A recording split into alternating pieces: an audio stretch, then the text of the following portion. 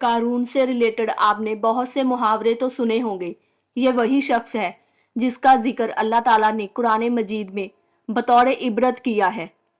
قارون بنی اسرائیل کا وہ شخص تھا جس کے خزانے کی چابیاں 300 اونٹوں اور کھچروں پر لادی جاتی تھی۔ قارون موسیٰ علیہ السلام کے چاچا یسور کا بیٹا تھا۔ وہ نہایت ہی خوبصورت اور حسین آدمی تھا، اسی لیے لوگ اسے منور کہتے تھے۔ قارون اپنی قوم کا بہت ہی نیک اور با اخلاق انسان تھا۔ وہ توریت کا بہت بڑا عالم تھا۔ ابتدا میں قارون موسیٰ علیہ السلام پر ایمان لایا۔ یہی وجہ تھی جب بنی اسرائیل کو فرعون سے نجات ملی تو قارون بھی موسیٰ علیہ السلام کے ساتھ مصر چھوڑ کر چلا گیا۔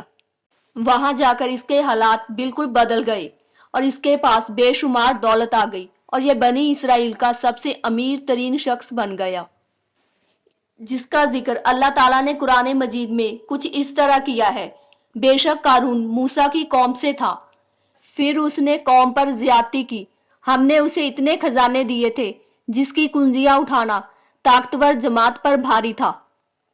ایک اور جگہ اللہ تعالیٰ فرماتا ہے کہ اس کی قوم نے کہا کہ اتراؤ نہیں، اللہ اترانے والے کو پسند نہیں کرتا، اور جو مال اللہ نے تمہیں دیا ہے اس سے آخرت کا گھر طلب کر اور دنیا میں اپنا حصہ نہ بھول، اور احسان کر جیسا اللہ نے تجھ پر احسان کیا ہے، اور زمین پر فساد نہ کر، اللہ فساد کرنے والے کو پسند نہیں کرتا۔ جب زکوٰۃ کا حکم نازل ہوا تو موسیٰ علیہ السلام نے اس سے عہد لیا اور اس نے وعدہ کیا کہ وہ اپنے مال کا 1000واں حصہ زکوٰۃ نکالے گا، لیکن جب اس نے اپنی مال کی زکوٰۃ نکالی تو وہ ایک بہت بڑی رقم تھی۔ اس کے دل میں لالچ آ گیا اور وہ زکوٰۃ سے منکر ہو گیا۔ اس نے ایک گندی چال چلی۔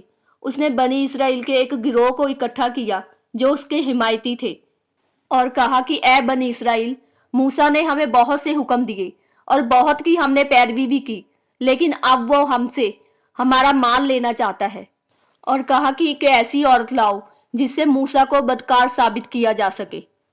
قارون نے اپنی قوم کے لوگوں کو جمع کیا اور موسیٰ علیہ السلام سے پوچھا کہ اے موسیٰ، زنا کی کیا سزا ہے؟ تو موسیٰ علیہ السلام نے جواب دیا کہ زنا کرنے والے کو پتھر مارے جائیں یہاں تک کہ اس کی موت ہو جائے۔ تو قارون نے کہا کہ اگر یہ گناہ آپ نے کیا ہو تو موسیٰ علیہ السلام نے کہا کہ مجھ پر بھی یہی سزا لازم ہے۔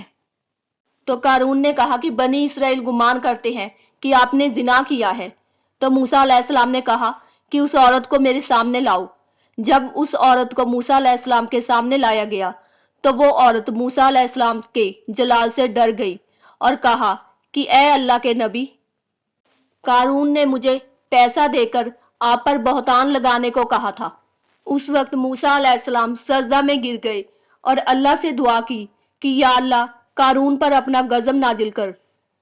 تو اللہ تعالیٰ نے موسیٰ علیہ السلام سے فرمایا کہ اے موسیٰ، زمین تیرے تابع ہے، جو حکم دے گا وہی کرے گی۔